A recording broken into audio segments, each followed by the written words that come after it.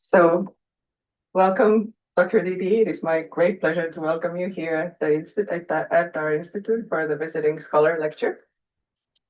For those of you who don't know her as well, Dr. DeDe is an associate professor in research at Temple University and the director of the Philadelphia aphasia community at Temple. She earned her PhD from Boston University, where she worked with Dr. Gloria Waters and Dr. David Kaplan. Her dissertation was supported by an F-31 grant from the NIH, which to my knowledge was the very first aphasia-related grant ever awarded on this on the topic of aphasia, and she has been extramurally funded primarily by NIH ever since.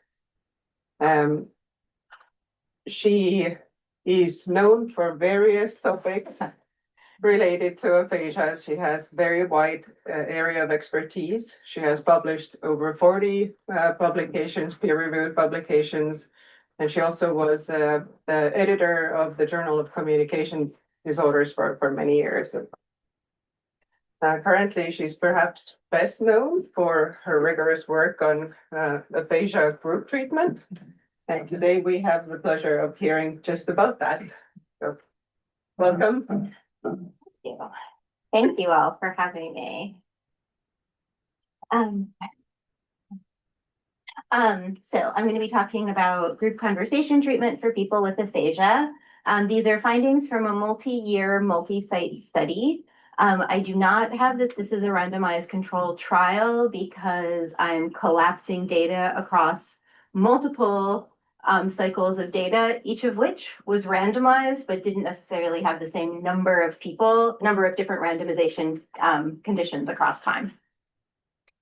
This is Liz Hoover, who is my co-author in all of this work, and without whom this would not happen. So this is her joining us in our talk.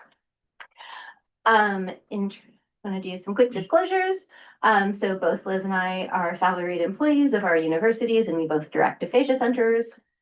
And then I also just want to acknowledge that this work has been funded by an R21 and an R01 from NIDCD, to thank the people with aphasia and their families, the many students and research assistants who have helped with this.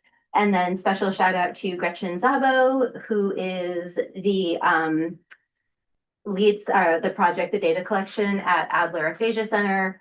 Franny Cohen is a research SLP who works with me at Temple. Sarah Vitale is a research SLP who works with Liz at BU. And Nick McCluskey is my research associate who makes all things Python scripts.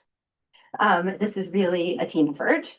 And then finally, I want to do a land acknowledgement to pay respect and honor to the caretakers of the lands where this work was completed and where we stand now, from time immemorial until now and into the future. At Boston University, those are the Pawtucket and Namkeg.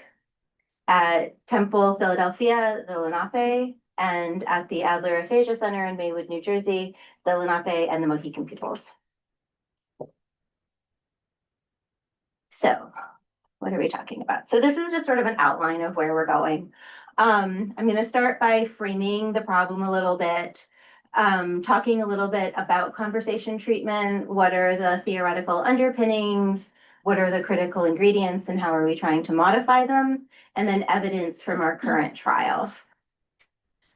So we all know that aphasia has wide-reaching and devastating effects on people with stroke aphasia, which is what we're talking about here. So it begins with the fact that there's limited public awareness of aphasia. The person themselves often doesn't know what aphasia is before they get it. So once they have aphasia after a stroke, they experience fear, confusion, stigma, isolation.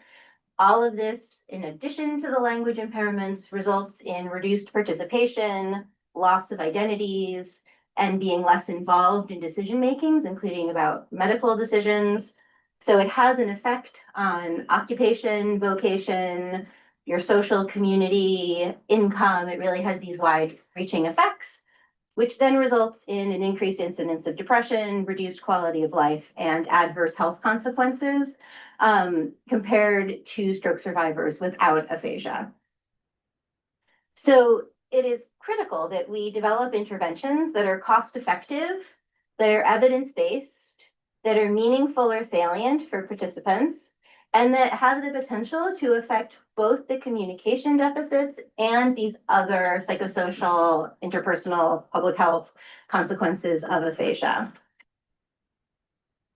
So we have been investigating conversation group treatment as a way to address both communication impairments and psychosocial consequences of aphasia.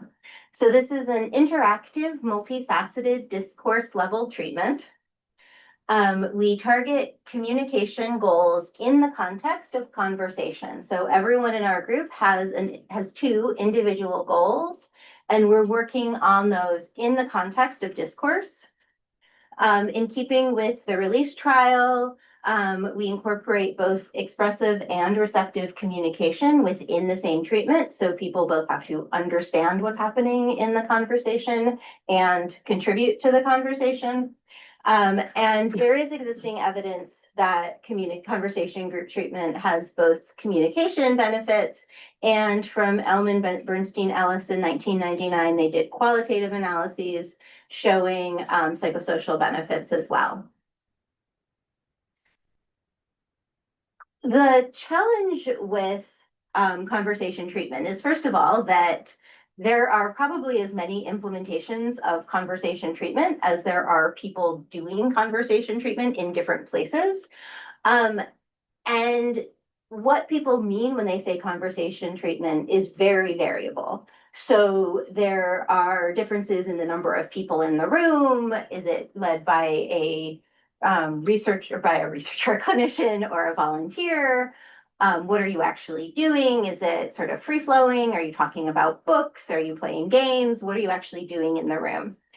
And so what Liz and I have spent a lot of time trying to think about is, what are the critical ingredients in conversation treatment? So what are the ingredients that you need in order to achieve functional change? What are the mechanisms of action? So why do we think those things work? And what are we actually trying to change? What are the treatment targets? So I've assumed I did not have to talk to this room about the rehabilitation treatment specification system. And faith in you. But basically it's the idea of these three things, right? Ingredients, targets, mechanisms of action. So in terms of ingredients, we've been trying to think of, what are the key ingredients? And so we've sort of narrowed it down to three sets of ingredients. So one is group dynamics. And here we're talking about two things, basically. There's the peer-to-peer learning that happens in groups. So there is, I can suggest to people with aphasia all day long that they might write something, draw it, gesture it, look it up on a computer. It will never, as far as I can tell, be as effective as if another person with aphasia takes the pad of paper and throws it at them, or is like, oh, can you act out what you're thinking? Right? Or if they see someone who has aphasia that is like theirs, or even more severe than theirs, who has a thought they want to express, is not able to say it verbally, and is able to communicate it via other means, seeing that in action from somebody is powerful and encourages others to use the same. So those peer models are really important. And then the psychosocial support, if you've ever been in a group, you know that they are happy, loving places. Everybody loves everybody. So there's a lot of, encouragement to take your time, encouragement that, you can do this, recognition of how hard it is. So that psychosocial support's really important.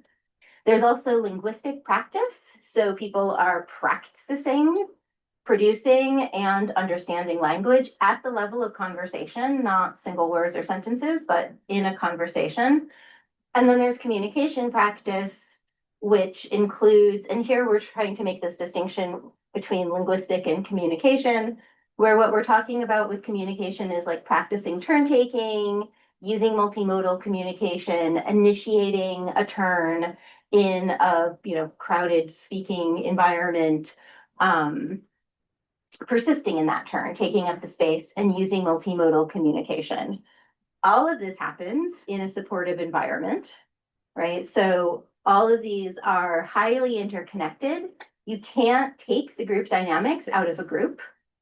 You can't take the language practice out of a group conversation, right? You can't pull out the pieces, and you certainly can't take out the psychosocial support. If you've got more than one person with aphasia in the room, you're going to have that.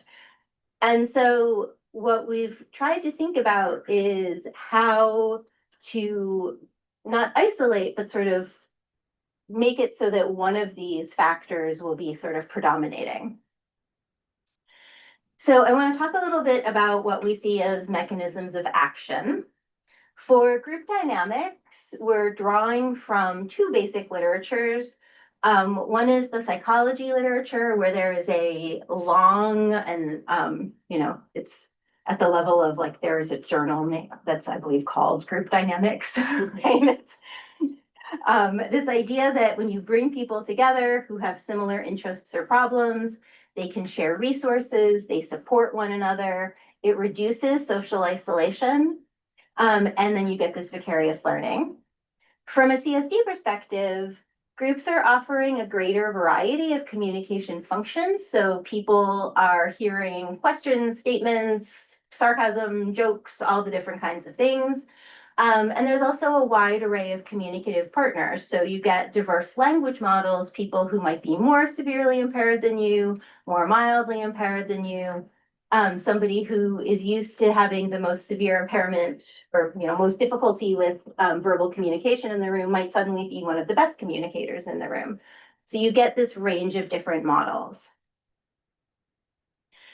In terms of language and communication skills, we think about this in terms of practice, and we've thought about practice as a conversational turn. And this is not perfect, because when you take a conversational turn, that doesn't necessarily also include your receptive language. But we're thinking about how many times during a conversation the individual is able to personally express a thought by any means. And so we think about the number of practice trials within the session. So how many conversational turns does each individual get within a 1 hour session? And so the idea here is that increasing dosage improves learning, even when the number of sessions is controlled. So why are we practicing in the context of conversation? Because it allows, well, for a couple of reasons. So first of all, learning targets, there's evidence from learning theory, should be self-selected, should be personally relevant, and should be easily applicable to other environments. So in a conversation treatment, even if we introduce the topic, the group members themselves take it where it's going to go. So it's relevant to them. It's what they're interested in within that topic. So if we're talking about art, they're talking about the kind of art they like. And then obviously, if you're working with conversation, that is very easily applicable to what we do with a lot of conversation. A lot of language is have conversations with people. This also fits within the complexity idea of treatment. So this is the idea that if you treat at a higher level of linguistic complexity, you might get generalization to related, simpler concepts.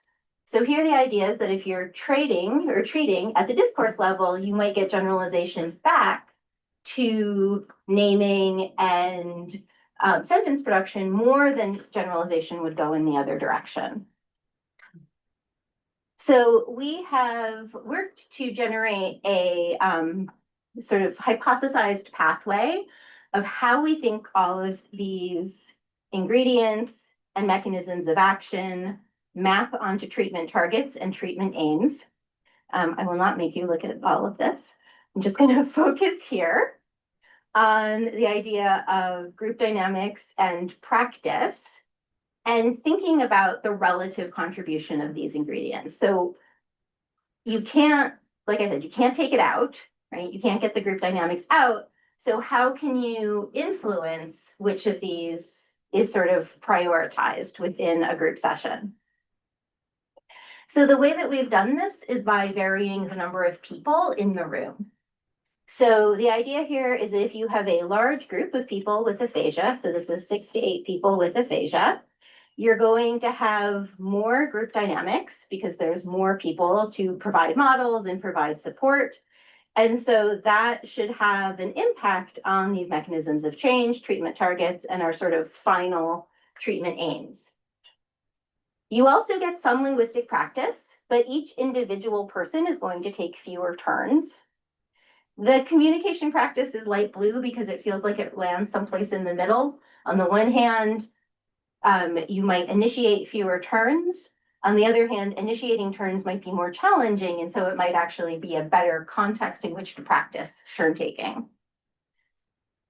If we compare this with a dyad where you have two people with aphasia, now you've got less of the group dynamics, so fewer different people to give you models, fewer people to offer support, but you have a lot more linguistic practice. You have to produce a lot more language, understand a lot more language. You're just doing a lot more. And so what we're trying to do here is sort of emphasize the linguistic aspect piece. So what we've tried to understand is how variations in group size, whether that affects the kinds of outcomes we see. Can we ask questions? Sure. I really like how you laid everything out with the RTSS framework.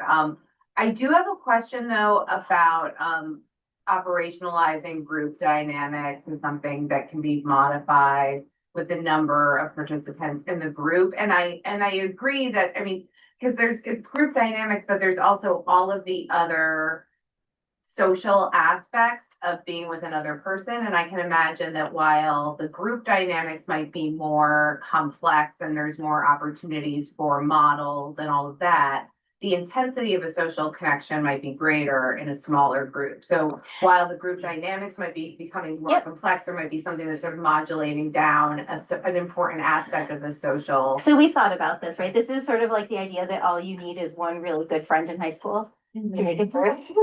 You don't need a friend group, you just need one person. So you're right, it could go the other way, right? The way that we've tried to operationalize this is by two different ways. First of all, we have counted conversational turns for everybody in the group, large group and dyad. And I will tell you two things about those data. One, it's very hard to do that reliably. And secondly, it almost doesn't matter because the distributions, like the person in the dyad who produced the fewest conversational turns still produced more conversational turns than the person who spoke the most in a large group. Like it's totally.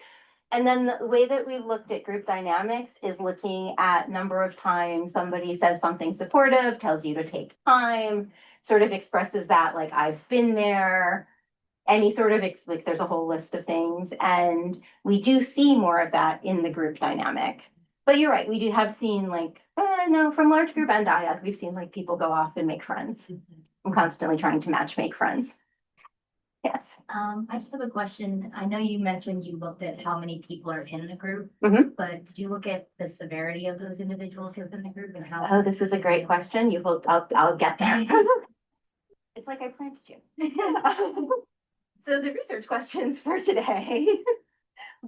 First of all, is conversation treatment associated with changes in measures of communication ability?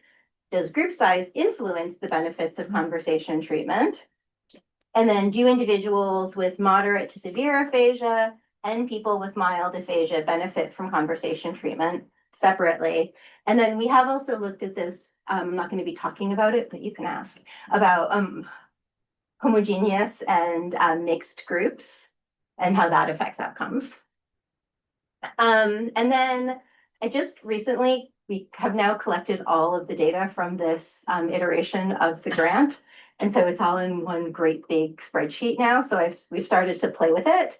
So we're going to have a sneak peek about whether treatment changes correlate with one another, aphasia severity, or psychosocial measures. That's you. All right, so what have we been doing? So this is a multi-center, so it's a multi-site, multi-year study. So our first cycle was 2017. This was the R21. And then we've had 3 additional cycles. So at first, it was just Boston University and Temple University. We recruited, we tried to recruit 24 at each site. And then they were randomly assigned to a large group, a dyad, or a control condition. Then in 2022, we added the Adler Aphasia Center. We had 72 people with aphasia, also mixed profiles. So what this means is you could have someone in the group who you wouldn't know had aphasia if you met him on the street, and they're sitting next to someone who is, basically only communicating via nonverbal means. So gestures, pointing at things. And again, we're randomly assigned to large group dyad or control. And then in 2023 and 2024, we ran homogeneous groups. So here we just recruited 16 people, or tried to recruit 16 people per site. So 2023 was people with just moderate severe profiles, and they were randomly assigned to large group or dyad. 2024, mild aphasia, and again, to large groups and dyads. So at this point, we have data from 187 participants who have complete data across these 3 conditions. And you have some basic demographics here. A couple of things I want to point out. First of all, we have many fewer controls because we stopped recruiting them after 2022, partly for practical reasons, which was that getting that many people with severe aphasia was a huge challenge. And they're all quite far post-onset. Minimum was 5 months, so there's a lot of range here. And then we have CAT naming, T-scores, and WOB scores. We added the WOB in 2022, so not everybody has the WOB. I'm going to start with our assessment protocol, which is generally aligned with core outcome data set from the CATs. We have conversation measures, we have patient-reported outcome measures, the ACOM, we do the comprehensive aphasia test, we have an additional 4 monologic narratives, the CATL, the assessment of living with aphasia wall question, a social support scale, the communication confidence rating scale for aphasia, and then we had the Lubin's friendship scale, which was another social support scale, but we took it out. So it wasn't doing anything. I'm going to focus on 3 measures today because I can't talk about all of them. So our primary outcome measure for the trial is the aphasia communication outcome measure. This is a patient-reported outcome that asks questions like, how effectively do you talk about your day with family or friends? And then it's rated on this 4-point scale. It's got excellent psychometric validation. It has strong psychometrics. And we chose it in part because one of the big challenges of conversation treatment is finding a measure that works for everyone, right? If you've got people from the full range of severity, finding a measure that works for all of those people is a huge challenge. I'm also going to talk about the CATL, which is the communication activities of daily living. This is a more objective measure of functional communication. The max score here is 100. And we included it because it explicitly allows multimodal communication and scoring. So if somebody uses a gesture or writes or expresses information by any way, that is acceptable. So it's all sort of role play based. So I don't know how big this is on your screen, but this is a appointment card for a doctor. You show the person a clock, and then they're asked, here's the clock, it's 10 o'clock now, how long until your next appointment? And so they can, I think it's 5 hours, they can do 5, they can write a 5, I think they can point to that and then go 5. Any way that they say to you that it's 5 hours counts. And then I'm also going to be talking about the CAT naming section total score. So this is the comprehensive aphasia test. It includes word fluency, object naming, like fox, and action naming. This is my favorite picture on the test. This is a lady licking a stamp. I need to get it into everybody needs to see the picture of the lady licking the stamp. All right, so our conversation treatment we call goal-directed conversation treatment. And the challenge here is, how do you formalize something that is unstructured by definition, right? So you can't script a conversation for a group of people, which means that across time, across sites, across everything's, it's going to be different, right? The conversation is always going to look different. So the way that we've tried to do this is, first of all, we established a set of 20 topics. So there's 5 sort of big categories. There's 2 within each per week. So like week 1, we would talk about personal history. I think the first session is family and the second session is education. And then we come back on week 6 and have 2 more topics related to sort of personal history. I think one of them is about your job history and one of them is about hobbies or things you like to do. So these sort of cycle through. So we have shared treatment materials across all sites and across all time. We also have shared training materials that everybody gets the same training across site. We have a very detailed treatment protocol for assessment and treatment, and then we meet weekly during the treatment treatment cycles. And if we have any sticky wickets, like things that are sort of challenging or we're not sure how to progress someone, we talk about it as a group and then bring that back. So we try to keep good communication. These are some examples of our conversational supports. So this is from the family. This is from talking about art. One of my favorite all-time conversations about art involved people in the group and students sharing tattoos because of body art. It's very funny. There's always pen and paper there, always a tablet or a computer. People have their phones. We encourage people to use devices as digital librarians, as we call them. And then we'll also bring printed materials. So if we're talking about music, we might have a list of music genres. If we're talking about family relationships, we have different kinds of family trees that people can use to describe. And then, like I said, everybody has individualized goals. So these are some of the kinds of goals we used. One of the things that we've worked on is thinking about queuing hierarchies for goals in the context of conversation. So for example, if you have someone who talks a lot and their goal is to stop talking a lot, right? Then you might start out by trying some subtle things. You might eventually get a hold on, Gayle, Maria Lisa's trying to get a word in edgewise. You might get a offline conversation. If we're trying to have somebody repeat, they have difficulty with auditory comprehension, and so we want them to request repetition, we might start by requesting repetition ourselves. So, oh, could you say that again? And then hopefully they see that that helps. We might say something like, oh, Maria Lisa, you look confused. Do you want to hear that again? Right? So trying to sort of model that if you hear this thing more than once, it helps. So we use strategies like that. We won't necessarily do this every single time it comes up for every single person. And it's really just in the context of conversation. So we don't break anything down. We just say oh, you look confused. Do you have a question? Just casually. The timeline for the treatment cycles. So pre-treatment testing happens within 2 weeks of the first session. That's because if we've got 24 people, we have to test 24 people in 2 weeks. And the testing protocol is about 3 hours long, so it is a lot. Then we do treatment twice a week in 1-hour sessions for 10 weeks. Post-treatment happens within 2 weeks of the last session.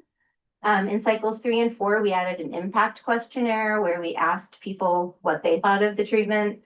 And then maintenance was 6 to 8 weeks after the last session, again, within the 2-week period. All right, so what did we find? All right, so just want to remind you what our questions were. So we started with, is conversation treatment associated with changes in measures of communication ability, and does group size influence the benefits of treatment? So here you see data from our primary outcome measure, which is the ACOM. Remember, this is a self-reported measure of communication effectiveness. This is, it's a T-score, so it's got a mean of 50. And so you see here the T-scores averaged for the control group, the dyad, people who are in the dyadic condition, and people in the large group condition.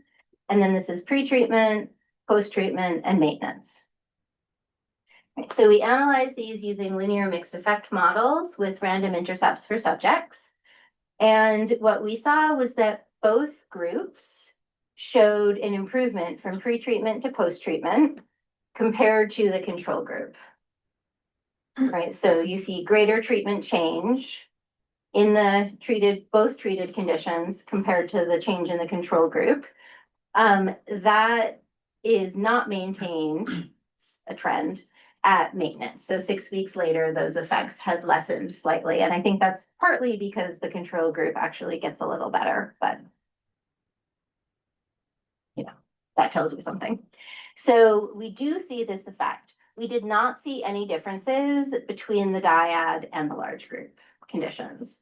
So the dyads and the large groups don't significantly differ. If you look at the effect sizes are a bit bigger in the large group compared to the dyads at post-treatment, and then they actually lose a bit more. So they're more similar and it reverses at maintenance. So the second outcome I want to talk about is the cattle. Remember, this is the sort of role play based, more objective measure of functional communication. And here we find the same basic pattern. So the control group, or compared to the control group, the large group condition shows an improvement from pre to post that we lose a bit of at maintenance, and the dyads show the same basic pattern. Again, no difference between the large group and the dyad conditions. And then the cat naming, which I have many feelings about, is probably the most reliable finding that we get across every number of people except the severe group, which I'll come back to, where you get significant improvements on cat naming from pre-treatment to post-treatment and pre-treatment to maintenance that are actually maintained. And this, I think, is pretty remarkable considering that we never practiced naming these people at all. Am I correct that it looked like the control group was a little bit better on the secondary measures at baseline? Yeah, we randomized. Yeah, but it just worked out that way. When you look at the, like, so some of these are different at baseline. Yeah. Mm-hmm. All right, so just to answer the questions, is conversation treatment associated with changes in measures of communication ability? Yes, for some measures. For our primary outcome measure, which is nice. Does group size influence the benefits? Not on these measures as far as we can tell. So then our second set of questions is about aphasia severity. So do individuals with moderate severe aphasia benefit, and do people with mild aphasia benefit? So for people with moderate severe aphasia, we were looking at anyone with a WAB-AQ less than 70. And then because we didn't have WAB-AQs from that first cycle, we took the mean of all of our cat naming scores and then took people who had very severe naming relative to our population. So this was conservative, but it sort of made us convinced that we had people who had pretty severe aphasia. And then for mild aphasia, we're looking at people with WAB-AQs greater than 80 or cat naming scores greater than 56. In the mild aphasia group, I would say somewhere close to most of them, you wouldn't really know they had aphasia if you met them on the street. They know they have aphasia, but you might not know. So for the moderate to severe aphasia, what we're looking at here is just treated versus untreated performance, or treat. So this is the dyad and the large group together. And so when you look at the ACOM, you have a significant improvement. And if you look at the planned comparisons, show up. Yes. For the cattle, it's a trend. And then for naming, no change. And then I did go ahead and do the planned comparisons for all of these because I was curious. So for the ACOM and the cattle, pre to post and pre to maintenance, the treated group shows a difference. The control group does not show any differences. And then for naming, nobody shows any differences. This is not super surprising because in the moderate severe group, people had aphasia, but a lot of them also had apraxia of speech. A lot of the people in the moderate severe group were basically nonverbal at the beginning and at the end of treatment. And so where we saw changes was in their communication, their multimodal communication, which is not going to be captured by naming. Then when we looked at people with mild aphasia, I did the same thing. So I have results for these three variables, the ACOM, the cattle, and cat naming.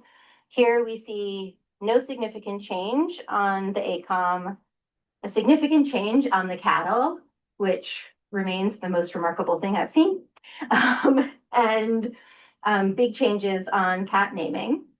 And when you look at the planned comparisons for all of these, you see that the treated group is showing changes from pre to post treatment and the control group is showing no significant changes.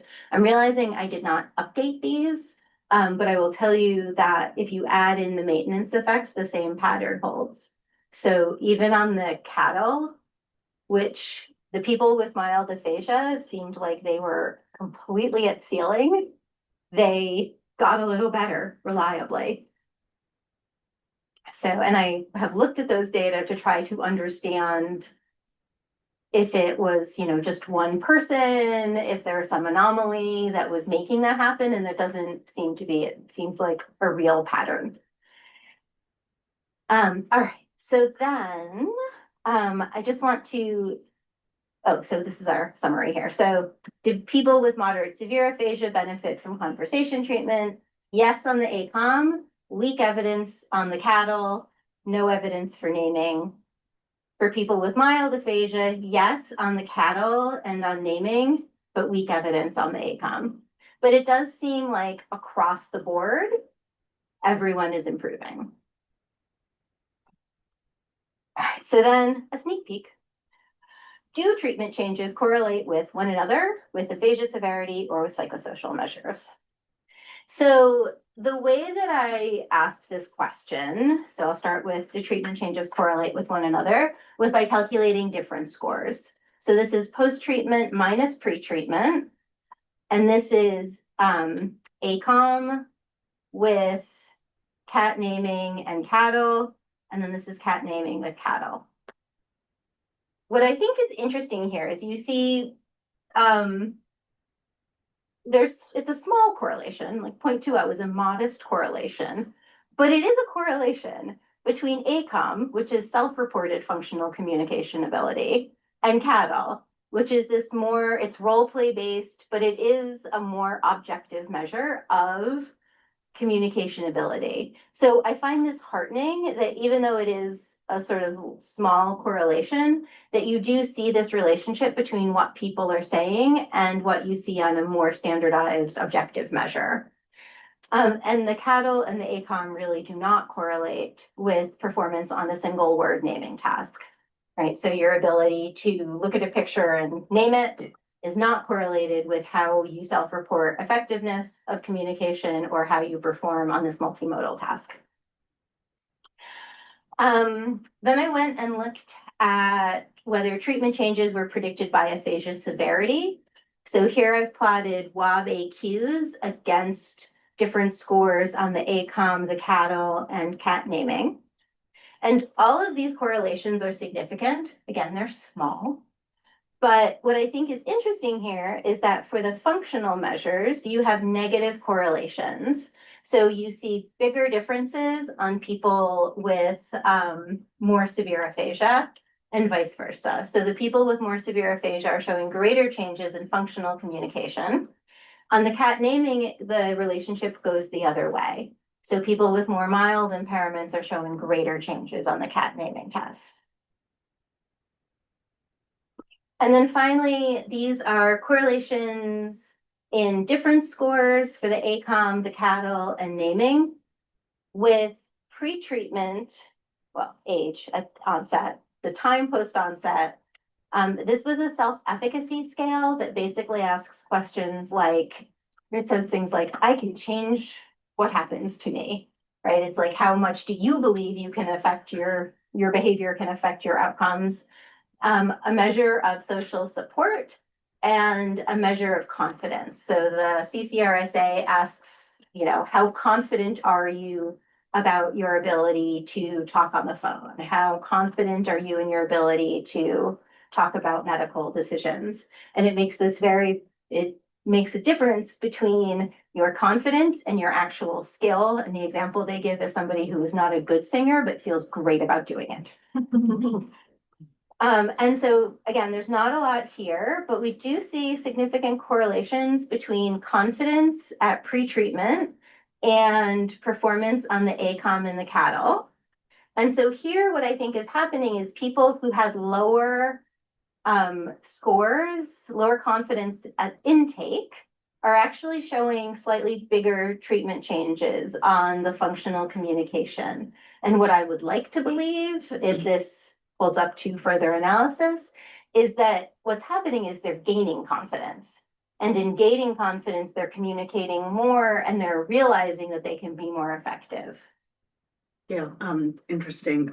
Since in our data, which has nothing to do with aphasia, but has to do with sort of a motor performance, people who are less confident are actually pretty accurately were less effective, less able.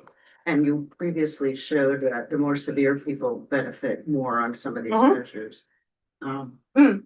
So I'm wondering if there's a little bit of a conflation there between confidence and ability. And severity. And severity, exactly. So what it could be a sort of also a reflection of so if you put severity in a model with the confidence with scale. the confidence, Yeah. would you still get that correlation? That's a great question, and we haven't done that yet, but that is a very smart idea. I enjoy it. Yeah, I think it is true that. So my only wrinkle with that is that for people with aphasia,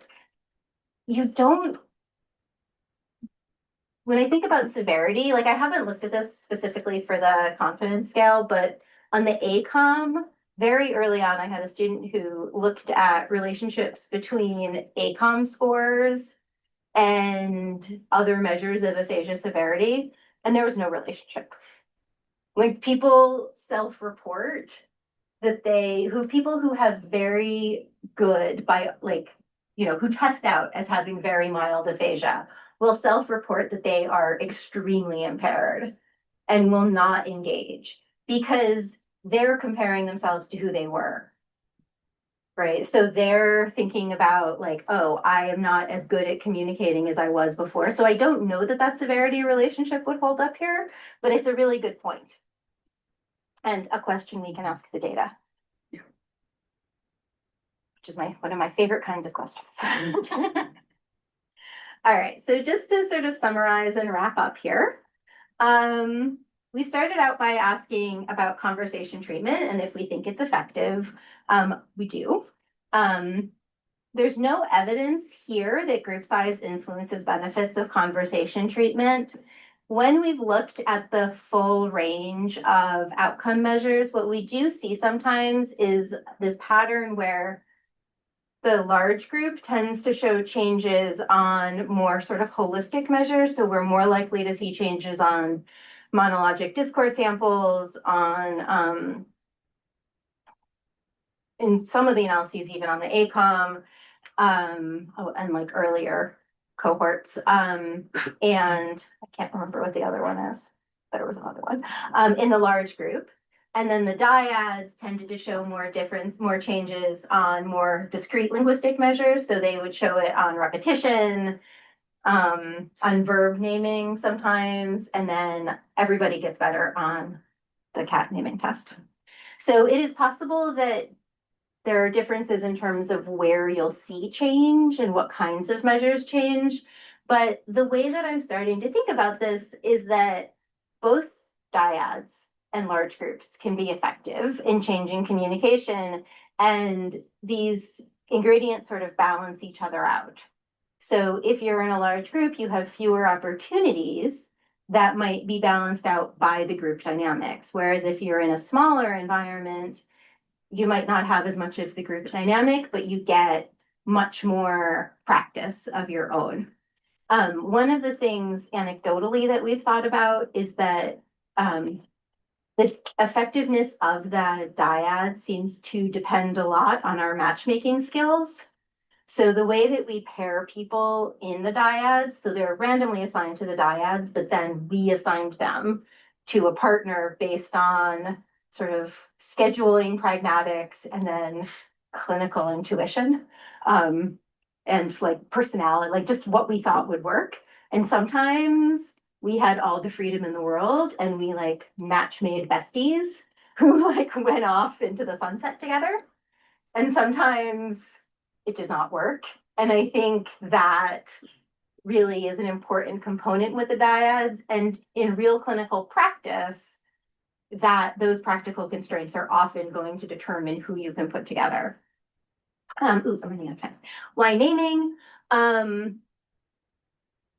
We think that naming is getting better for a couple of reasons. One is this idea of complexity. The other is, and Liz has talked me off the cliff with this many times, that naming is the one thing that everybody with aphasia has trouble with, right? If when we talked about at the beginning about trying to find a measure that's sensitive, naming is the thing every person with aphasia is going to have trouble with. And so it's the thing that everybody could theoretically show improvement on. So I think that that's why we're seeing these changes on naming. We think that people can benefit from conversation treatment across the profile. There are a lot of challenges to doing this work. First of all, there's sample sizes, I just want to point out, are different here. So we need to be a little bit conservative, I feel like, in how we interpret the results because we have so many fewer people in the control group compared to the treatment groups. But the recruitment and retention, especially for the severe cohort, was a real challenge. So Franny, there are people that Franny called like every morning before treatment to tell them to wake up. And like get like it was like very like we had to work hard to get them there. We do think that there are some interesting correlations within the data, but they're modest. So we're, you know, holding off our enthusiasm. In terms of next steps, we've been thinking a lot about the model and how to sort of fine tune these pieces. So like we have never found any treatment change in the confidence scale in any of the social support scales in self-efficacy, which makes it seem like as a treatment target, this is not it's not capturing change if there is real change. And so we need to rethink how these sort of the arrangement of like, what do we think we're targeting with each of these outcomes? And then we have a lot of data. So we could analyze these for the rest of our lives. One of the things we haven't looked at all, but are starting to look at is the dialogic discourse, which is exciting to see. We have conversations before and after treatment at each of the 3 time points. So looking to see if those conversations have changed. And I will stop there and say thank you. And do you have questions?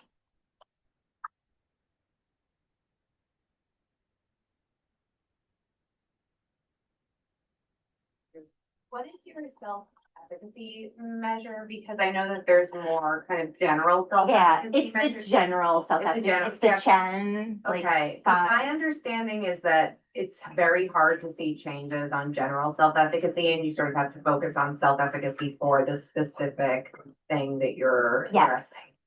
So we've started to think about self-efficacy as something that might be more of a predictor. We could not find any self-efficacy measures that were We created our own for Yeah. things like that are targeted by the treatment.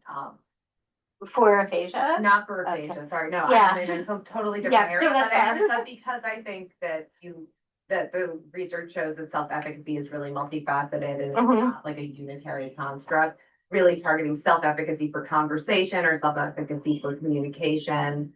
Yeah, yes. These would be great things for somebody to do. And then validate them. I mean, we have the same problem with the social isolation measures. You know, we're very interested in whether social isolation changes, and I am, full of stories about how somebody who is clearly friends with everybody in the group continued to report at every time point that they had 0 friends. And at the end of the whole thing, I was like, okay, so tell me. What's up? And he's like, of course they're my friends. This is 0 about. So getting measures of this sort that work with this population has also been a challenge. And especially as we're sort of pushing into some of these more psychosocial measures, there are some measures that are specific to aphasia that I like for depression kinds of measures. And I think we might be heading in that direction. But it's been a challenge to find things that are reliable. We've found a measure of group dynamics that was designed for people who had been in groups of for substance abuse recovery groups and tried to modify it.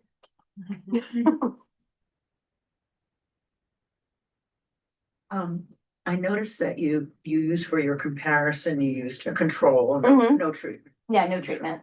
So do you have any plans to compare either the dyadic or the larger group conversations with standard one-to-one treatment by a therapist? Do you think, and if Yeah. not, or either way, what are your intuitions about whether the conversations are going to be more beneficial? We've thought a lot about it. And what the appropriate comparison is. I have many feelings about this. One of my feelings is that I'm not that interested in trying to show that conversation treatment is better than anything else people do. I think it's a good thing to do, and I, strongly encourage students to think about conversation as treatment, not just rapport building. I don't know what the appropriate comparison is because it depends what you're trying to control for, right? Like there's like a usual care, like you could do a usual care Right. condition, but then it would be probably like you'd have to have a bank of published treatments that people could pick from. Like you can't give everybody the same treatment then. Or you could compare to something like, semantic feature analysis or script training that lots of people use, but do the same thing with every person. Like, you could do conversation treatment, but one-on-one with a clinician. You could do, we've talked about putting people with aphasia in a room together and just leaving them in there for an hour and like nobody's in there. They just hang out with each other. So thinking about what the appropriate control condition is. Well, I think it all comes back to how strong of a challenge do you want to set for yourself? So, for some That of is these fair. treatments, some of these treatments have shown good benefit. I know SFA, Mhm. one reason it's getting so popular is that it seems effective for a lot of patients I know, but It does, but Yeah. mostly for naming, okay. not necessarily for connected speech At or. what stage of inquiry is your intervention at? Like, if you think that there needs to be more evidence-based interventions for aphasia than just showing that the group treatment is efficacious is the important first Oh, step. yeah, I was You asking have- about next steps. Yeah. Yeah, next steps might be to Right, say, right, listen, now you now we have know. multiple Right. treatments, which one is the most effective? Exactly. Mhm. And especially because we have to start thinking about resources, especially in this day and age when I know we run the aphasia groups Oh, yeah. tell me if I'm wrong, but they're resource intensive to kind of organize and, They are resource intensive in some ways, but they're also very cost effective in the sense that if you can get 8 people in a room and get similar treatment benefits to one-on-one treatment, that is helpful. Mhm. I think in answer to your question or comment, there's also a piece here of we're still sort of trying to understand this treatment as a treatment. So I feel like we're still fine tuning. I worry that fine tuning could go on forever, but part of the question is what works best for who. Yeah. And so trying to think about, what are the ways you could vary conversation treatment to make it more effective for specific people, right? So we've looked at group composition, but there's also like, what do you talk about in group? What are you actually doing, right, in the room? And so that's something we're interested in, but it's like thinking about the in-room behaviors and how those relate to change is coming, but who knows when. And in terms of pairing treatment, like what you're saying makes sense too, right? Like if you're not interested in seeing if one is better, but you just want to make sure it's not worse, then you're looking at a equivalence or non-inferiority trial, and you need huge sample sizes to do that. Yes. There's a question online Oh, yeah. that from Umesh Venkatesan. He will try to ask it himself through the speaker. So let's see if it works. Can y'all hear me? Oh. Okay. Gayle, thank you so much for your talk. I really enjoyed it. I had a question kind of going off. So we've done some self-efficacy research, of course, not in this domain. And I was just wondering about the measures. It sounds like the way you described was it the CCRS? I got the acronym now, probably. The way you described that measure sounded more like self-efficacy than the way you described the self-efficacy measure. It sounded more like a local measure. That's fair. I will admit that I have not looked at the self-efficacy measure for a while, so I don't remember exactly what it says. But that's interesting that you think that this is the impact. Sorry, I was looking for the self-efficacy, or for the CCRS that I didn't bring up. It's interesting that you think of the communication confidence scale as potentially reflecting self-efficacy, at least parts of it maybe. I mean, I feel like self-efficacy should also include whether you think you can change it, not just how confident are you in doing it. I mean, there are other dimensions to self-efficacy, but usually when we use like a singular scale, we're asking about confidence in different abilities. So in my lab, when we've done memory self-efficacy, for example, we're looking at objective ability and the perceived memory ability. Those memory self-efficacy scales typically ask about confidence in able to do that. So when you use that word confidence, that sort of alerted me to a self-efficacy concept. Does it matter whether it's treatment then? Are you doing treatment studies where you're looking for change, or are you looking for confidence? No, we're just doing observational. We're just doing observational studies. There are like change self-efficacy scales too. I know there are in the memory domain as well.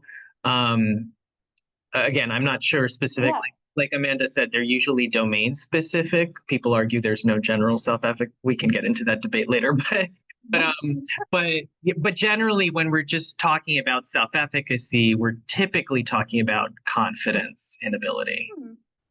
That's interesting. Thank you. So you may be finding self-efficacy effects. You just may not be calling it that necessarily. Dylan Edwards has also a question. Yeah. Hey, hi there. Can you hear me? Hi. Yep.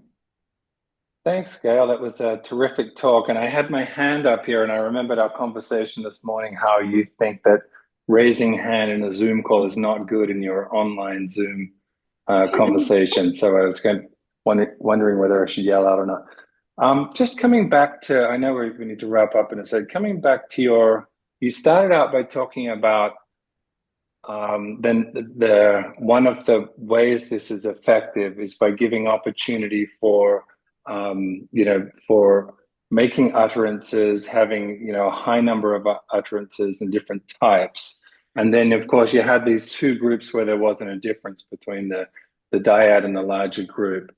And I'm really curious about that when it comes back to the dose of what's occurring. And from what I understand, you're saying that you can have a lower dose and there's something else in the larger group that compensates for that. And so I'm just wondering, in terms of the mechanism of action of that, as to how can you get a similar effect? How can you compensate for not having enough repetitions of practice? And I'm thinking, is it something like arousal or attention because of the social setting that might somehow consolidate the effect of that practice more? Did you speculate? Did you speculate on any one ingredient or something about that social context that can compensate for fewer repetitions? That's all. If you had any closing thoughts. Yeah. I haven't thought about it in terms of arousal or attention, that those are interesting considerations. I have thought about it in terms of likelihood of engaging in more conversation outside of the clinic room. So if you feel more, if you're sort of building up your sort of ability to persist in a turn, to hold your space, to initiate a turn in a group, then you might be more likely to do that outside of the clinic as well. And then that might, over time, sort of build up the dose. So I've thought about that. Okay. Beyond that, I'm not sure. I think the groups are really special. It's like, it's hard to, say how, like, their groups are kind of magic. And so, if it's changing, I don't know exactly what that mechanism is, but I do think it's really powerful at affecting change. Thank you. And maybe it goes to volition. People really want to be there. Sharon, you had a question. Oh God, I have so many things to say. And I won't say all of them. I think that going back to this issue of self-efficacy versus self-confidence, I think that it is such a subtle thread, kind of needle to thread. And I think that it really gets down to how you're defining it within your particular paradigm. And I think, I'm starting in my own work, and I'm seeing it in other people's too, to really wonder, to what extent are these, even just beyond this notion of unitary self-efficacy versus domain specific, how much any kind of published metric is really going to give you a reliable reflection of people's true perception, because you don't know how people are, even on the CCRSA, you don't know how do they define this and how do they conceptualize it versus how, and so, moving more in this direction of just asking, doing semi-structured interviews, and it's extremely labor intensive, and I recommend it, but don't. And also, asking people to really make those judgments about the specific targets that you have before they start, and then at intervals as they proceed, in addition to just these kind of, I'm going to ask you afterwards. Yeah. No, that makes a lot of sense. We've started to do impact surveys just to ask, like, do you think this helped you? Oh yeah. I think one of the things about group is that it doesn't feel like treatment, right? So our very first cycle, midway through basically at the halfway point, somebody said, oh, I thought I was doing a study with you this summer. And I was like, no, you're literally doing the study with me right now. You're here for the study. Like, they don't think they're doing treatment. They're tired when they leave. Right.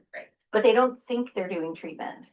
And even for the people with mild aphasia, like, they're like, oh, I'm doing you a favor coming here. I'm not really, this isn't for me, this is for you. And then, like, they still got better as a group anyway.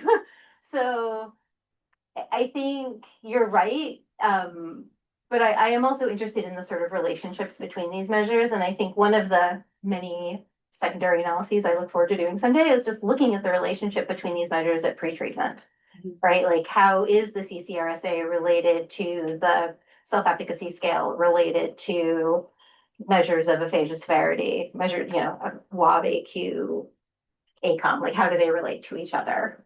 and to try and understand that a little bit. We are quite out of time, Yeah. so thank you so Thank you. much. Can I say one more thing? Yes, I'm trying to get to it. So, this is a shameless plug, but so Impact, which is the advocacy team for PACT, is they want to do a Pennsylvania-wide aphasia advocacy day in June 2026. So we're starting planning now. So if you're interested in learning how to get involved, I have flyers you could take. We're having Zoom meetings or for people with aphasia who don't have access. Here, I'll pass. Decide if you want one. But our hope is to have some representation from every county, every legislative district in the state. So we're working with people from Pittsburgh and Penn State, and please get involved. Thank you.